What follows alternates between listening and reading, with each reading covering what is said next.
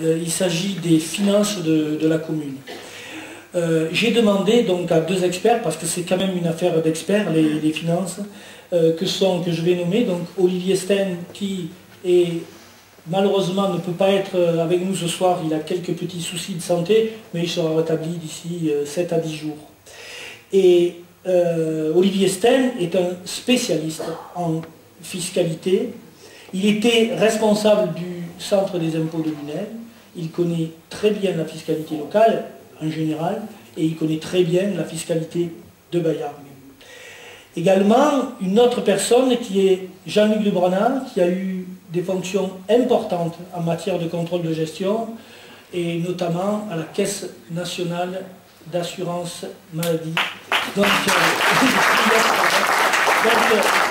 Jean-Luc Lebranat a travaillé. Alors, juste un truc, c'est très important, ce travail a été énorme. Ils ont pris pendant les 2 mandats tous les comptes administratifs. Ils ont épluché chaque ligne des comptes administratifs. Et assez rapidement, ce que je peux dire aujourd'hui en termes de bilan, c'est 1, la dette multipliée par 4. De 345 € par tête, par habitant, à 1365. Premier mandat, le taux de la taxe d'habitation a été porté au sommet des taux de l'agglomération, puisque c'est le premier taux de l'agglomération. Donc 24,43%. Deuxième mandat de la majorité actuelle, le foncier bâti porté au 3e rang de l'agglomération. Alors, dette multipliée par 4. Taxe d'habitation, taux de la taxe d'habitation au plus haut. Foncier bâti au plus haut. Les marges de manœuvre. Vous allez voir, les marges de manœuvre sont très faibles.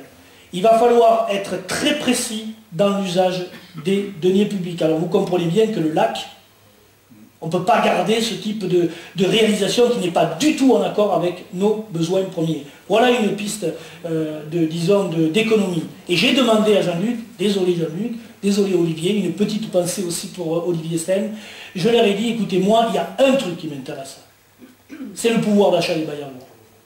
Et le pouvoir d'achat des Bayardois, comment on le protège? En arrêtant de piquer du fric dans la poche des Bayardois.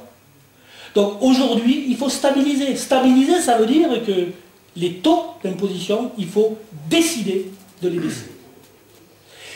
Décider de baisser les taux, puisque les valeurs locatives augmentent, c'est arriver à un impôt stable. Juste pour le petit exercice, quand on vous dit « nous n'avons pas augmenté les taux d'imposition », vous l'avez vu sur vos feuilles, c'est vos impôts qui augmentent. Ça c'est clair. Donc nous, on va faire ce travail-là, et j'ai demandé à Jean-Luc de fouiller tous les postes, toutes les pistes d'économie, et je sais, Jean-Luc, que déjà, il y a des pistes sérieuses pour arriver à baisser ces taux d'imposition de 5%. Alors effectivement, les pistes existent. C'est vrai que j'ai été habitué à travailler à la transparence des comptes, parce que je défendais le pouvoir de la Caisse nationale d'assurance vieillesse, mais je ne faisais pas de comptabilité. J'examinais les comptes, j'examinais la véracité des comptes, la régularité, et je m'assurais de la pertinence des choix de gestion. Et là, il y a à dire. Il y a à dire dans la mesure où, effectivement, les choix de gestion qui ont été faits sur Bayard, eh bien, on voit qu'on peut faire de larges économies si on tire sur le caractère un peu luxueux des opérations qui sont faites et dont n'ont pas forcément besoin les Bayardois. Donc on va travailler là-dessus d'ici le mois prochain, de façon à voir sur quels axes on peut abaisser la charge fiscale, mais c'est clair qu'on peut, il y a déjà les pistes.